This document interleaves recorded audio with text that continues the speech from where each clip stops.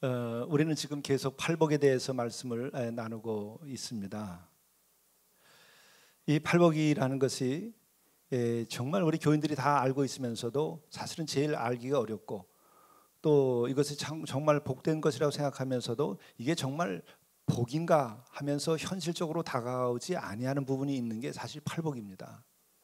그뿐만 아니라 팔복에 대해서 우리가 잘 안다 할지라도 그것을 일상에서 성취해 나가는 것이 때로는 걸림이 되고 그것을 성취하지 못해서 좌절하는 경험들이 많이 있죠. 그래서 우리가 더 팔복을 잘 알며 묵상하고 이것을 실천할 수 있도록 우리들이 노력을 해야 하겠습니다. 우선 근본적인 질문을 한번 다시 던져봅니다. 성경에 나오는 말씀 그리고 또 예수님의 뜻 가운데에서 정말 그 행복하기를 우리가 원하는 것을 보여주고 계신지, 성경에서 그렇게 우리가 행복하기를 원하는지, 또 주님께서 정말 우리가 행복하기를 원하시는 건지 여러분 다시 한번 생각해 보십시오. 성경을 보게 되면 십자가가 있고 고난이 있고 순교가 있고 막 피가 흘리고 이런 스토리가 굉장히 많습니다. 또 구약의 백성들을 보더라도 그 광야에서의 그 고통의 시간들, 연단의 시간들이 굉장히 많이 있어요. 이제 이런 것을 보면서 정말 하나님께서 원하시는 것은 무엇일까 하는 거죠. 또 예수님 자신도 십자가에서 고난을 받으시고 그 어려운 과정을 겪으셨는데 정말 행복을 원하시고 복을 원하신다고 한다면 이런 삶의 과정을 보이실 필요가 있을까? 여러분들이 한번 진지하게 질문 던져보시길 바랍니다. 그러나 저는 결론적인 것은 그 모든 것이 복되게 하기 위하여서 하는 과정이다. 그 광야의 그 고통의 과정은 가나안이라고 하는 복된 그 땅에서 새로운 하나님 나라의 그 질서를 성취하면서 살도록 하기 위하여 이루어지는 과정이죠. 또한 예수님의 그 고난도 우리로 하여금 진정한 행복에 이르고 진정한 복된 삶을 위하여서 가르치셨고 고난을 받으셨고 또한 부활하신 이런 과정이 있던 거죠. 그러니까 우리도 예수를 믿으며 살아갈 때에 우리가 구복주의라고 하는 것 자체는 그러한 고난의 과정을 뺀 채로 그냥 굴러떨어지는 복을 원하는 것인 거죠. 그렇기 때문에 구복주의라고 하는 것은 우리가 피하지만 그러나 분명한 것은 성경과 예수 그리스도께서 원하시는 것은 우리가 복되게 살고 행복하게 살고 그것도 그야말로 진정한 행복에 이르러서 살기를 원하신다는 거죠. 우리들이 지금 산마리아 공동체를 만들어 나가는 과정에도 있습니다. 이게 굉장히 어려운 과제들이 있어요. 그러나 이것을 왜 만들까? 진정한 그 행복한 삶, 진정 복된 삶을 우리가 이룩하고 그것을 또한 세상에서 평화라고 하는 것으로 사랑이라고 하는 것으로 이루기 위하여 하는 거죠. 다른 목적이 없습니다. 그 시작은 공동체에 만들고자 하는 시작은 우리 교회에 찾아온 어려운 이웃들, 그 노숙인들을 돌보고 섬기다가 보니까 이들을 서울역에서 나오게 해야 되겠고 그 나쁜 습관의 삶의 자리에서 또 실패의 삶의 자리에서 일어나게 해서 나오게 해야 되겠다. 그래서 농사도 짓고 예배드리면서 결국 공동체를 우리가 7년 동안 운영을 해봤습니다. 12,000평대에서. 그러니까 거기에서 희망을 봤어요. 그러나 거기서 또한 좌절을 경험했어요. 왜냐하면 절반의 실패라고 제가 표현도 하고 절반의 성공이라도 말하는데 어떤 것이 부족하니까 그 공동체가 결국은 무너지는 걸 봤어요. 또 어떤 조건 아래서는 공동체가 아주 훌륭하게 새 삶을 살아가는 걸 봤어요.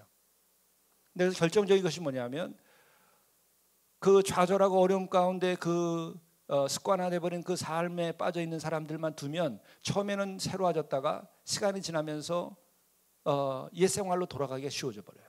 그래야 거기에 건강한 사람들이 함께 해야 되겠다는 면이 있는 거죠. 그리고 동시에 청년운동을 우리가 계속 꿈꿔왔었는데 그 청년들의 일도 마찬가지로 그들이 함께하면 그 어려운 이웃도 도와줄 뿐만 아니라 그 어려운 이웃을 도우면서 청년들이 인간을 배우고 사랑을 배우고 용기를 얻게 돼요. 그럴 때 함께 해야 된다고 한 것이고 또한 그리스도인들이 자신의 삶을 살아가면서 마지막에 가장 거룩하고 경건한 삶을 살려면 어떻게 될 것인가? 가장 복된 삶이라는 것은 도대체 뭔가? 우리가 은퇴 후에 카페를 드나들면서 혹은 어디 해외 여행을 다니면서 우리가 지내는 그 여가의 생활 다 좋죠. 나쁜 것이 아닙니다. 그러나 그것을 스스로가 해보면 얼마나 그것이 지속될까? 행복감이 없어져 버려요. 그러나 좋은 자연 속에서 어려운 사람과 더불어 젊은이들과 대화하고 그들을 위하여 기도하고 함께 지낼 때에 삶이 새롭게 꽃피게 됩니다. 새로운 창조를 경험하게 되는 거죠. 이것은 이미 앞선 공동체들이 다 경험한 것이죠. 아직 우리 이 한국에는 기독교의 역사가 짧고 또 너무나 공동체가 파괴된 시대를 살고 있기 때문에 우리는 아직 그와 같은 것이 성취되지 아니했어요. 그러나 역사적으로도 이미 이것이 입증된 것이고 또한 현재 사회학이나 행정학이나 혹은 복지나 어디에서 보더라도 이것이 대안이다.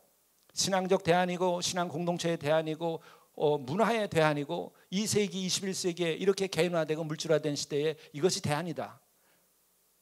이것은 이미 결론이 난 겁니다. 우리가 이 결론에 대하여서 구경만 하고 있는 것이 아니라 하나님의 나라와 그 의라고 하는 관점에서 우리들이 그것을 성취하는 과정으로서 이것을 해나가는 거죠. 이 과정은 힘들지만 그러나 이것은 복된 일이에요. 행복을 위한 일이에요. 그러나 우리가 이렇게 길을 열면 가나안이 열리는 것이고 우리뿐만 아니라 다음 세대가 그와 같은 것을 복을 누리게 될 것이요 뿐만 아니라 이 나라의 다음 세대와 이 나라의 교회가 새로워진 일이 이루어지게 될 겁니다. 미션 디모데에 가서 이미 포스트 크리스천니티라고 하는 그 유럽 사회가 다 교회가 문을 닫고 성당이 문을 닫았는데 그 미션 디모데는 다시 교회를 채우기 시작하고 있어요. 그 중심에 뭐가 있는가? 거기에 공동체가 있는 거예요. 우리가 그 믿음에 그 삶에 아직은 익숙지 않아도 그 도전을 해보는 거예요. 그게 얼마나 행복한 것인지. 우리는 더더욱 한국은 가족주의라고 하는 것에 지금 갇혀 있어요. 가족주의에 갇혀 있는 것이 정말 행복일까? 여러분 그것으로 서로가 집안과 집안이 전부 다 그리고 자녀들과 자녀들이 다 경쟁의 상대고 물리칠 상대로 다 바뀌어 버렸어요. 가정과 가정이 벙커처럼 돼가지고 상대를 물리치는 공간이 돼버린 것이죠. 영적으로, 정신적으로. 이것을 무엇으로 극복할 수 있죠? 봉건주의를 극복한 것이 교회였던 것처럼 오늘 이 시대의 마지막 남은 이러한 물질주의와 동시에 함께된 이런 혈연과 가족주의 이것을 넘어선 공동체가 탄생해야만 우리에게 희망이 있어요. 이게 진정한 행복입니다. 그것뿐만 아닙니다. 이 나라가 계속해서 지금만큼의 삶을 유지하려고 하려면 우리에게 필요한 게 뭐죠? 우리는 다인종 사회가 될 수밖에 없어요. 그렇지 않으면 우리는 지금의 부를 누릴 수가 없습니다. 아이들도 낳지 않았어요. 세계에서 제일 이제 인구가 감소되는 나라가 됐습니다. 우리가 다인종 사회가 됐을 때에 우리 같은 배타적인 민족주의를 가진 사람들이 어떻게 그들을 받아들일 수 있죠? 무서운 가족주의와 그리고 가문에 사로잡혀 살아가는 사람들이 어떻게 평화를 만들어갈 수 있죠? 일상에서 공동체의 정신이 만들어지고 기독교의 사랑행으로 인하여 공동체가 만들어지지 않으면 우리의 미래는 또 다른 갈등 속에서 빠져들게 될 겁니다. 계층 간의 갈등, 지금 지역 간의 갈등, 이념의 갈등, 경영자와 그리고 노동자와의 갈등, 여기에 이제 인종 간의 갈등, 어떻게 이것을 해결할 수 있죠? 공동체의 생활에 대한 새로운 삶의 패턴이 만들어지지 않으면 평화가 만들어지기 어려워요.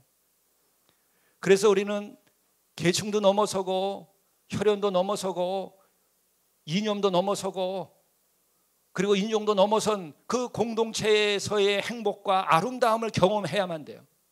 억지로 쑤셔 넣어서 행복하라고 하는 것이 아니고 함께 살아보니까 정말 행복하더라.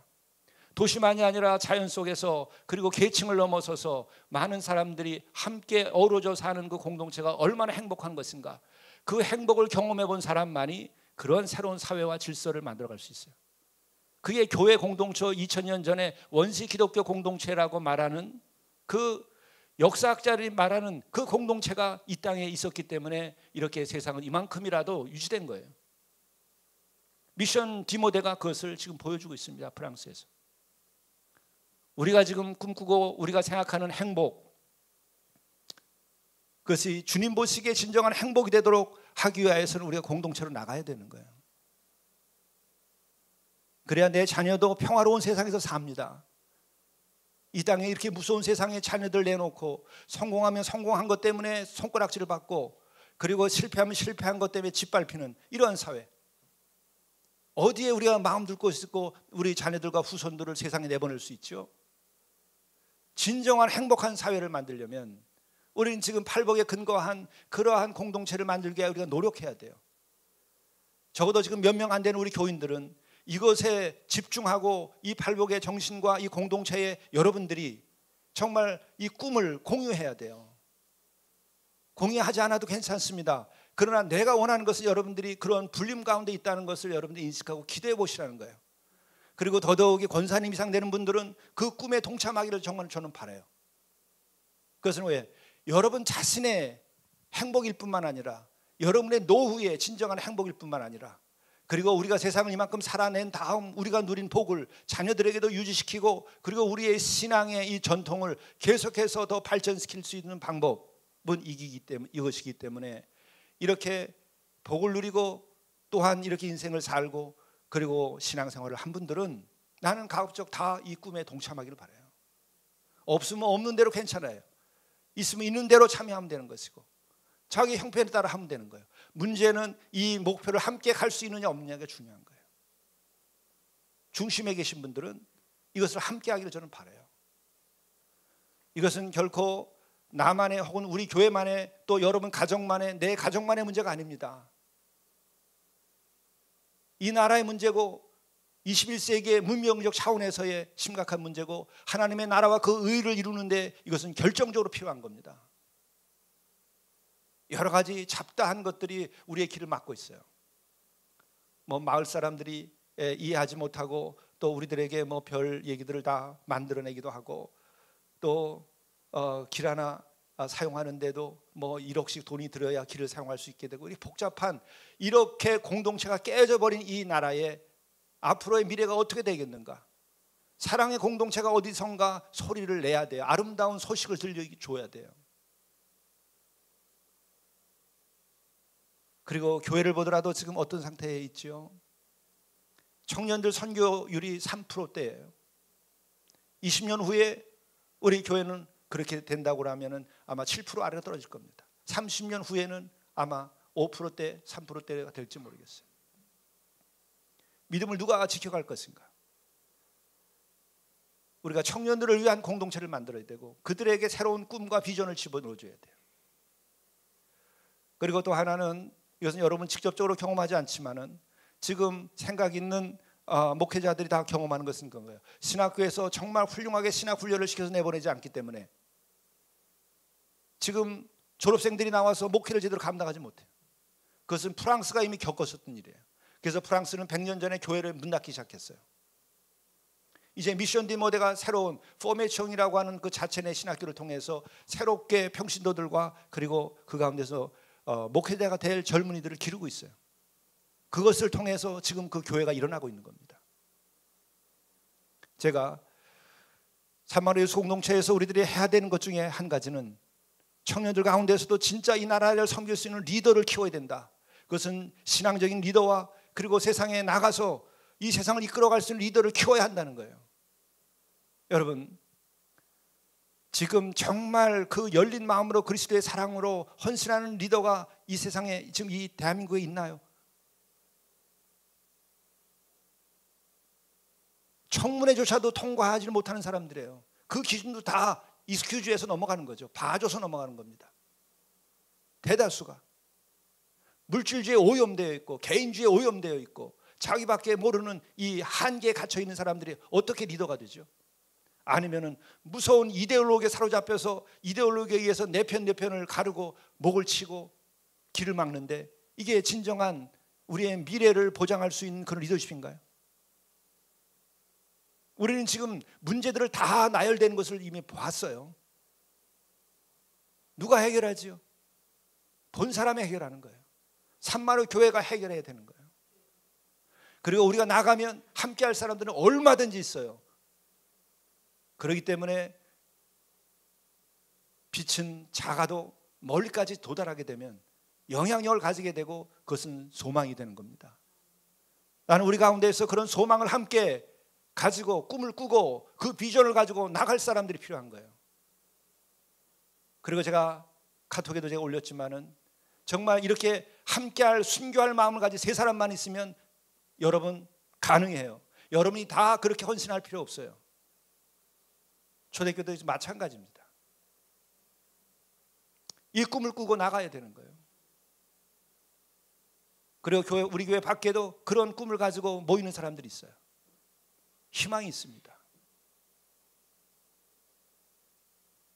이것은 오늘 팔복의 말씀을 나누면서 정말 우리의 영혼의 기쁨, 복된 삶을 사는 것뿐만 아니라 우리의 가정과 그리고 교회의 미래와 그리고 이 나라의 진정한 행복, 복을 위하여서 필요한 일이에요. 저는 이 복에 대한 생각을 하면서 이런 생각을 해봅니다. 왜 사람들은 행복에 대한 얘기를 그렇게 많이 하면서도 행복하던 사람들은 찾기 어려울까? 여러분 행복하십니까? 행복하기를 원하십니까? 행복하기를 원하냐고 물으면 다 오케이, 예스 다 이렇게 얘기하지만 진짜 행복합니까? 그러면 글쎄요. 왜 글쎄요 하는 위치에 있는 사람들이 그렇게 많을까요? 여러분 어떻게 생각하세요? 그 이유가 뭐라고 생각하세요? 저는 이런 생각을 합니다. 첫 번째 이유는 그거예요. 정말 행복하기를 원하지 않는다는 거예요. 행복에 대하여서 생각하는 거죠. 행복하면 좋지 라고 생각하는 데서 머무는 것이지 나는 행복해야만 된다, 나는 그것을 이루리라, 나는 그렇게 살리라, 나는 그렇게 나서리라, 그것까지 안 간다는 거예요. 그래서 맨날 고민만 하고 행복의 배를 타지 않아요. 행복으로 가는 배를 안 타요. 그랬으면 좋겠다고 생각하고 그렇게 살지 않아요. 그리고 또 살펴보면 이러죠. 행복하게 사는 사람들에 대해서 질투하는 것은 열심을 내면서 열정을 가지고 행복한 사람들 질투하지만 정말 나도 저 사람처럼 행복해야 되고 그 이상 행복해야 되겠다 하고 내가 뛰어드는 사람은 얼마나 있죠? 불행한 자리에서 그냥 앉아가지고 참 너희들은 행복하다, 너희들은 행복해서 좋겠다, 이런 식으로 있는 사람들이 많이 있는 것 같아요. 아닌가요? 행복해야죠. 행복에 대해서 질투한다고 해서 결코 내가 행복해지지 않습니다. 불행의 늪이 깊어질 뿐이겠죠. 그리고 행복하지 못한 그 불행한 상태, 실패에 대해서 한탄만 하거나 혹은 좌절하고 불만만 갖고 있지, 그런데 몰두하고 있는 경향이 있는 것이지 내가 정말 행복해야만 되겠다 하고 털고 일어나고 있나요? 새로운 삶의 습관을 내가 택하고 있나요? 습관을 바꿔야 돼요. 생각하는 걸 바꿔야 돼요. 계산하는 습관도 바꿔야 돼요. 함께 나누는 계산을 해야 돼요. 나만 끌어모으겠다고 하는 플러스 곱하기 계산만 하지 말고 나누기 위해서 함께 할 때 이것이 얼마나 크게 될 것인가. 불꽃은 나누면 커지고 행복은 나누면 커지는 것이고 사랑은 나누면 커지는 것이죠. 계산을 바꿔야 돼요. 이것 때문에 우리는 주님의 큰 가르침을 말씀을 하지 않더라도 정말 행복할 수 있을 수도 있는데 우리는 이런 진정한 행복, 나는 어떤 수가 있어도 행복하겠다라고 하는 그 생각과 그것을 위하여 나를 던지고 그렇게 오는 내가 행복의 배를 타지 않기 때문에 문제가 있지 않는가 저는 생각을 해봅니다. 그렇기 때문에 정말 은과 금나 없어도 일어나 걸으라 라고 말한 그 사도들처럼 나 자신을 향하여 내가 가진 것은 없지만 일어나 걸으라, 행복하게 걸으라, 그 말을 나에게 하고 내가 그 기도를 해야 돼요. 새벽 기도 때도 그런 말씀 나눴지만은 잠언서의 말씀을 가지고 함께 나눴어요. 우리들 내가 돈을 많이 벌고 재물을 많이 쌓은 다음부터 그때부터 행복하게 살 수 있도록 내가 노력하겠다. 그렇게 되면 그렇게 될까요? 진짜 행복할 사람은요, 내가 무슨 수가 있어도 내가 행복한 다음에 나는 그리고서 돈 벌겠다, 재물 쌓겠다, 그러면 행복해져요. 다 가진 다음에 그날부터 나는 행복이 올 것이다, 그때부터 행복하게 살겠다, 그러면 그때는 이미 늦어요. 왜? 불행한 삶의 습관에 빠져가지고 행복한 삶을 잃어버려요. 뭐가 행복인지 몰라요.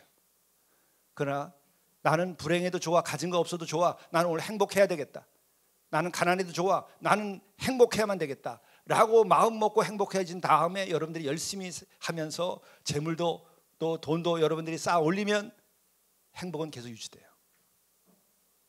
그리고 가진 그것으로 우리는 더 많은 행복을 만들어갈 수가 있어요. 여러 가지 이유 때문에 그렇습니다. 그래서 우리는 팔복을 대하면서 우선 자세를 새롭게 할 필요가 있어요. 나는 주님과 더불어서 기필코 행복해져야 되겠다. 이것이 우리가 가져야 될 자세 중에 하나예요. 이 다음이 아니고 나는 주님과 더불어 오늘 이 자리에서 이 예배 이 순간부터 나는 행복해야 되겠다, 이 마음을 딱 먹을 필요가 있어요. 그런데 또 하나 우리가 좀 미분해서 생각해 볼 건 뭐냐면, 우리가 정말 행복을 바라서 나서는 사람들이 되었을 때에 우리가 진정한 행복에 도달할 수 있겠는가 하나의 가정을 해볼 수 있어요. 진정한 행복에 도달할 수 있을까? 내가 정말 행복하겠다 나섰을 때. 이때 우리는 한 가지 생각해 볼 것이 있습니다. 뭐냐면, 내가 생각하는 그 행복이라는 것과 주님이 말씀하시고 생각하시는 행복과 이게 차이가 있으면 이걸 일치시켜 나가는 게 필요해요. 나의 행복의 길, 나의 행복의 목표, 이것이 주님이 말씀하시는 그 팔복의 행복과 그 선물을 생각하면서 이 거리를 생각해서 주님께서 원하시는 쪽으로 나를 정의하면 진짜 행복에 이르게 되는 거예요. 그게 하는 과제예요. 그런데 우리가 일상적으로 그 주님이 말씀하시는 팔복에도 생각해 보면은 이 세 가지의 예수님의 말씀 속에 담겨져 있는 행복의 특별한 점이 있어요. 그건 뭐냐면, 첫째는 우리가 지금 일상에서 생각하고 있는 행복은 대단히 물질적인 행복에 치우쳐져 있어요. 그러나 예수님의 행복은 영적인 것에 치우쳐져 있어요. 어느 것이 더 우리들에게 궁극적 행복을 줄 수 있을까요? 물질적 행복은 여러분들이 한번 누려보십시오. 금세 실증 나요. 그리고 금세 아무것도 아닌 게 돼요. 집 없다 집 한 채 생겨보면 그 집에서 들어가면 정말 그 집이 정말 좋죠. 그러나 그 좋은 마음이 몇 달 갈까요? 우리가 마음에 드는 옷을 하나 삽니다. 그 옷에 마음에 들 때 그걸 입고 내가 지낼 때 정말 기분 좋습니다. 그러나 얼마 동안 기분 좋을까요? 물질적인 것은 필요하고 그것도 행복을 우리에게 주지만 그 시간이 짧아요. 그러나 영적인 행복은 그렇게 짧은 시한적인 것이 아니고 그것은 굉장히 긴, 어떤 면에서는 영원한 데까지 이르는 행복이에요. 천국, 가장 영적인 거죠. 하나님의 자비하심을 입는 것, 긍휼하심을 입는 것.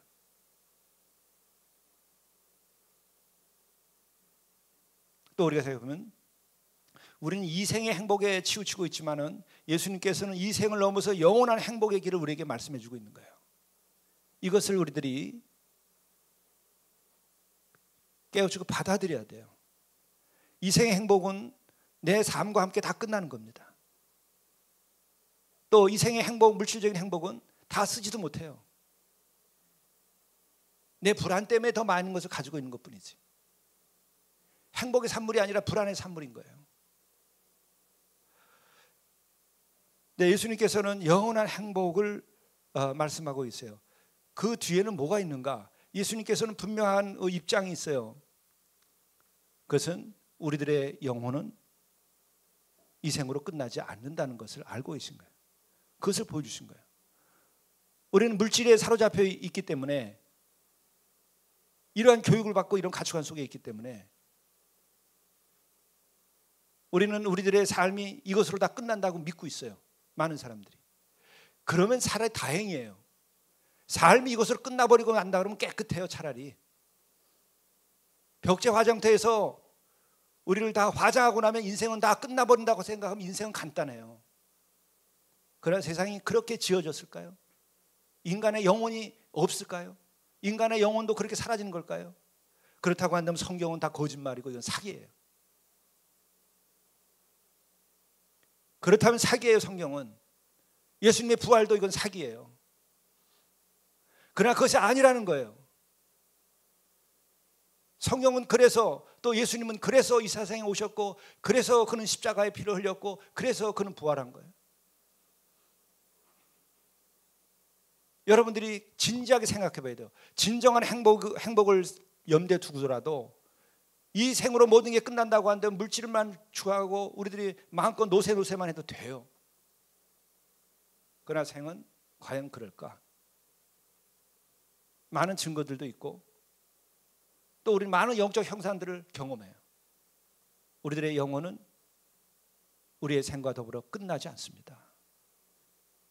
분명히 끝나지 않습니다. 이것을 여러분들이 깨닫고 믿을 때에 참된 행복의 말씀을 하시는 예수 그리스도의 말씀이 여러분들의 마음속에 깃들게 될 것입니다. 그리고 그때부터 예수님의 그 팔복의 말씀이 얼마나 귀중한 것인지를 여러분들이 깨달아 알 겁니다.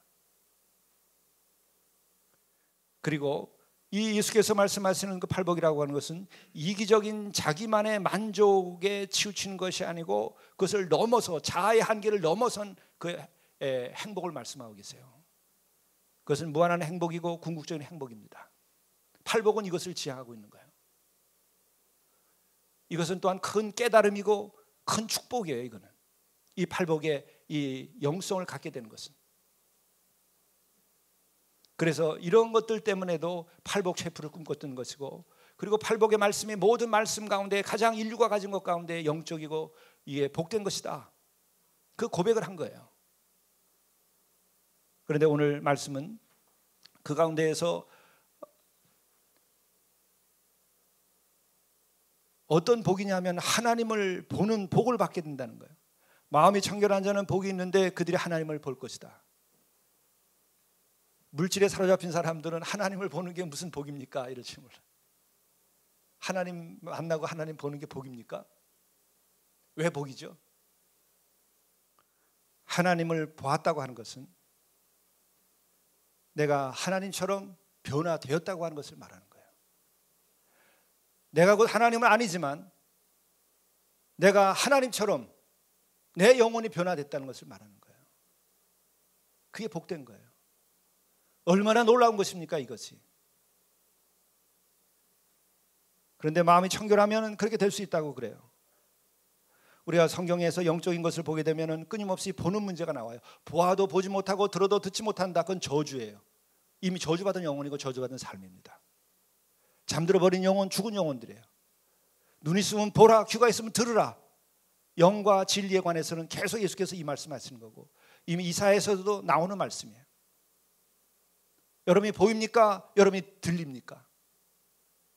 뭐가 들리고 뭐가 보이죠? 제가 출판에 관한 일을 10년 동안을 매일 그것만 해봤던 일이 있기 때문에 제가 경험인데, 책 하나 낼 때 보통 3교를 봐요. 중요한 책은 5교까지도 봐요. 어려운 책 같은 것들은. 그건 왜? 한 번 봐서 오탈자를 다 못 잡아낸다는 거예요. 인식의 한계, 집중력의 한계 때문에 여러분 빨간 펜으로 다 이렇게 해줘도 한 번에 문장이 온전하게 잡히질 않아요. 3번을 반복해야 안심을 하는 거예요. 우리가 보는 것이 얼마나 정확하죠? 정확하지 않아요. 정확하다고 믿으면 그 사람은 어리석은 사람이에요. 나를 믿지 마세요. 나의 부족함을 늘 염두에 두세요. 붉은 펜으로 수정 지시해도 오퍼레이터들이 그냥 반복해서 넘어와요. 저는 큰 사고를 한번 친 것이 월간지였는데 8호로 9호로, 이게 9호로 나와야 되는데 8호로 나온 거예요. 그 큰 글자가. 왜? 안 본 거예요. 늘 바뀌었을 줄로 믿고. 어떤 일이 벌어졌겠습니까? 우리들의 삶은 이렇게 구멍이 있는 거예요. 다 보지 못해요. 마음을 들여도 다 보지 못해요. 그래서 보지 못함을 우리가 인정하고 여유를 갖고, 그리고 우리들도 보려고 노력을 해야 되는 거죠. 그런 우리가 하나님을 본다? 가능할까요? 아프리카 선교사님들이 선교하러 갔다가 그 현재 살고 있는 분들이 너무 위생 상태가 좋지 않아 가지고 자꾸 병이 걸리고 이질에 걸리고 막 여러 가지 문제가 되니까 영상을 만들었어요. 닭장에 닭을 갖다가 이렇게 키우는데 그것을 영상으로 만들고, 그 다음에 이것을 한다면 반드시 손을 씻어라. 그래서 손을 씻고 이렇게 하는 것을 이제 영상으로 만들어 가지고 위생 관리에 대해서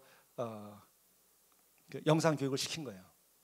그래서 이제 영상을 보여주고 나온 다음에 다 쓰게 했어. 내가 뭘 받는가, 앞으로 나는 어떻게 하면 좋을까. 그랬더니 대부분의 사람들이 그 닭 한 마리 얼마예요? 그 닭장이 참 좋습니다. 뭘 봤죠?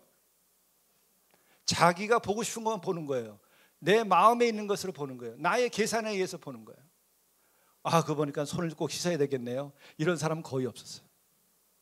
왜? 씻어본 일이 없기 때문에.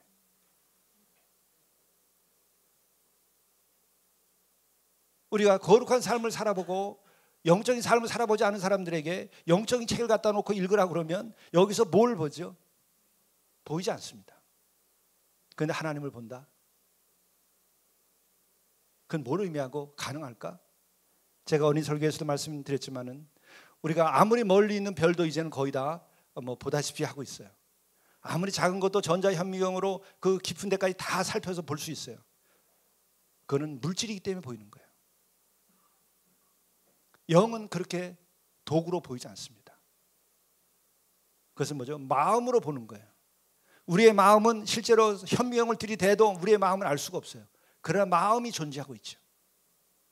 이것처럼 우리는, 하나님은 영적인 존재이기 때문에 영의 현상으로서 우리들의 마음을 통하여 경험되어지고 보이는 거예요. 그런데 그 하나님을 내가 보게 되었다, 그것은 내 마음이 적어도 어느 한 부분이라도 하나님 가까이 갔기 때문에 보이는 거예요. 그것을 마음이 깨끗하다, 청결하다라는 말로 하는 거예요. 그러면 어떻게 해야 마음이 깨끗해질 수 있을까요?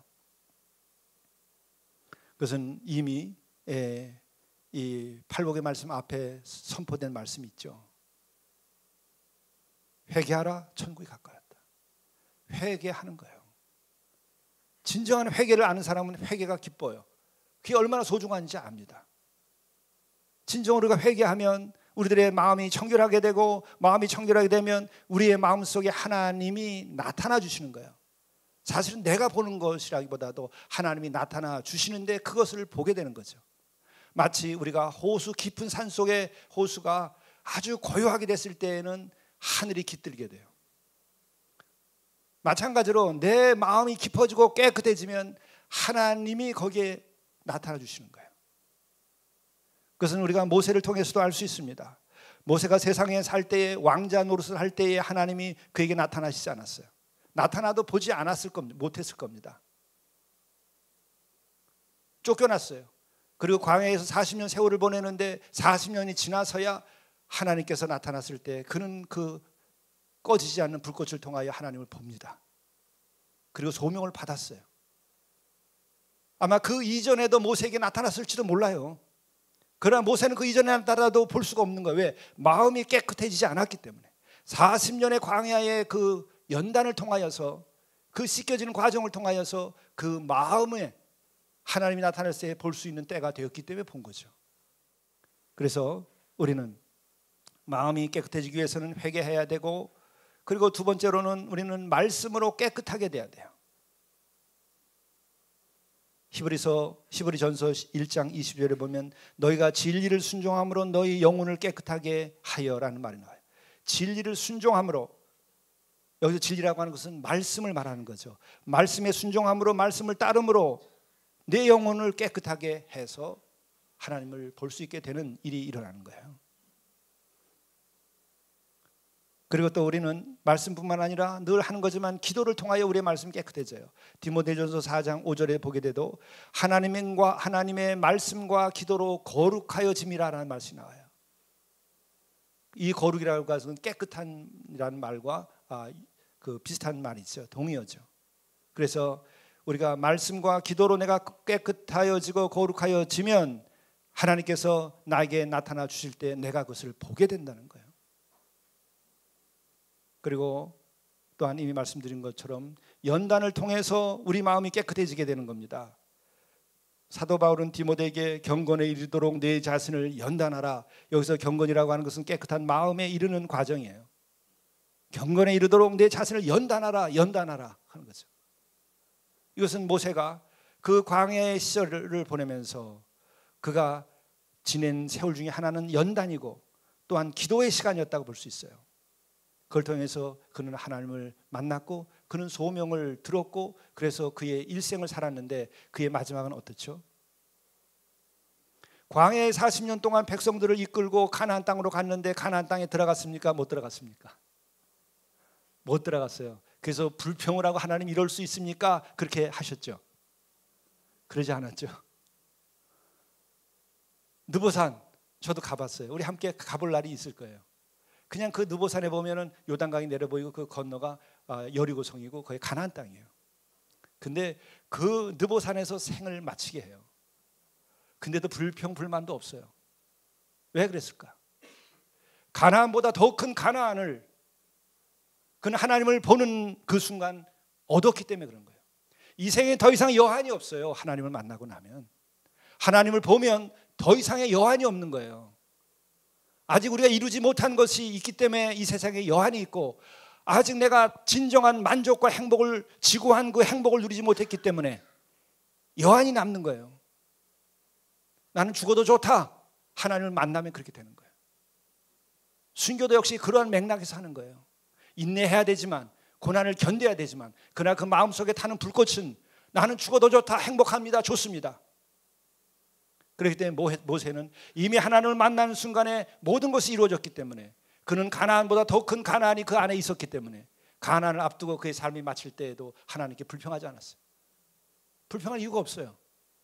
나에게는 이미 천국이 있고 나에게 이미 하나님이 있고 나에게 있는 완전한 자유가 있고 나에게서는 가장 지고한 복이 있기 때문에 가나안의 복보다 더 큰 것이 있기 때문에 나는 아쉬움이 없는 거죠.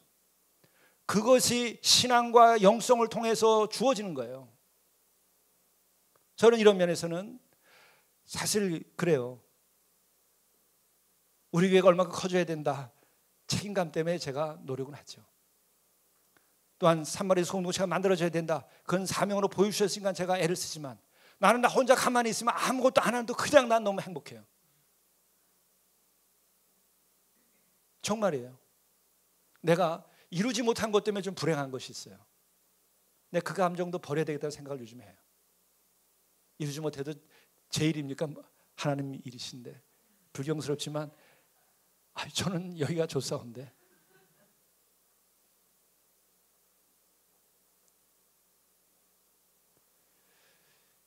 그것은 죄 용서함 받음에 대해서 또 주께서 함께해 주심에 대한 저의 확신이 있기 때문에 그런 거예요. 그래서 저는 모세를 읽으면서 모세를 정말 읽게 된 거예요.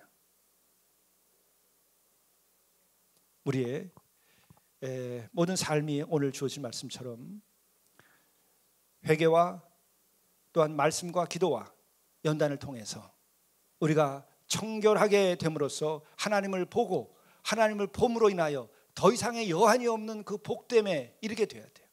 그 자유를 가지고 우리들이 주어진 일을 감당하고 우리가 소명을 감당하고 내 가정의 일을 감당하고 내 직장의 일을 감당하고 모든 만나는 사람들에 대한 일을 감당해야 돼요. 우리가 이렇게 나가면 우리는 반드시 매일 행복하게 매일 고난 속에 그래도 행복한 삶을 살 수 있게 될 것입니다. 어디나 천국이 될 것입니다. 기도하시겠습니다. 자비로우신 주님, 저희들 더럽고 추하지만은 예수 그리스도의 보혈로 우리의 모든 죄를 씻겨주시고 회개한 것만큼 또 그 이상으로 우리를 새롭게 해주셔서 우리의 마음을 정결케 하시고 주님을 모시게 해주시는 것을 감사합니다. 이제 남은 우리의 회개할 것들을 회개하게 하시고 또한 말씀으로 기도로 더 깨끗게 되도록 인도하여 주시옵소서. 또 남은 것들은 우리의 연단을 통해서 깨끗게 하여 주시고 이로 인하여 하나님께서 우리의 마음에 깃들고 우리가 그 하나님을 볼 수 있게 도와주셔서 가장 지고한 행복, 가장 지고한 복을 누리며 이 삶을 자유롭게 살아가도록 인도하여 주옵소서. 우리 주 예수 그리스도의 이름으로 간절히 기도드리옵나이다. 아멘.